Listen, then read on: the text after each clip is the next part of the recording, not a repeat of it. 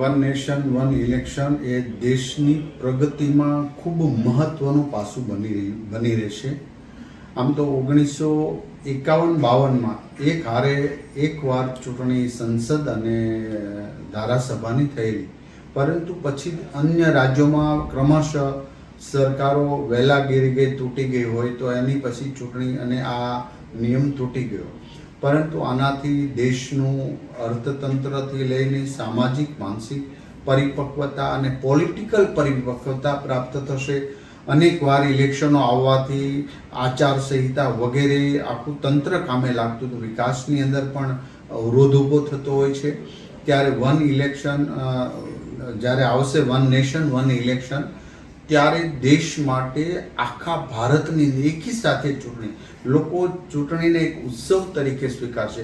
પણ આના અનેક પડકારો છે અને આ પડકારો માટે જે અત્યારે મુહિમ ચલાવી રહ્યા છે, જે એક લોકો દ્વારા આંદોલન ચાલી રહ્યું છે, વન નેશન વન ઇલેક્શન હોવું જોઈએ. તો આમાં દરેક લોકો એમાં સહભાગી થાય, દરેક લોકો એમને સપોર્ટ કરે આ દેશ હિતના કામ માટે. અનેક દેશો એવા છે જ્યાં વન નેશન વન ઇલેક્શન છે અને એ સફળ રહ્યું છે. ત્યારે આપણે એમના રૂલ્સ કે રેગ્યુલેશન તો બનશે, પરંતુ પ્રજાના મનની અંદર, દેશવાસીઓની અંદર એક પરફેક્ટ ફ્રેમિંગ થઈ જાય. વન નેશન વન ઇલેક્શન હોવું જોઈએ. આદરણીય નરેન્દ્રભાઈ મોદી સાહેબ જે દેશને નવી દિશા તરફ લઈ રહ્યા છે, 2047નું વિકસિત ભારત જો નિર્માણ કરવું હોય તો એનો પ્રથમ પાયો પણ આ હોઈ શકે. માટે આ અભિયાન નથી, પણ આ દેશના વિકાસનું એક મહત્વનું સૂત્ર છે, વન નેશન વન ઇલેક્શન. અને એ થશે ત્યારે દેશના હિત માટે બહુ સારો નિર્ણય લેવાનો હશે.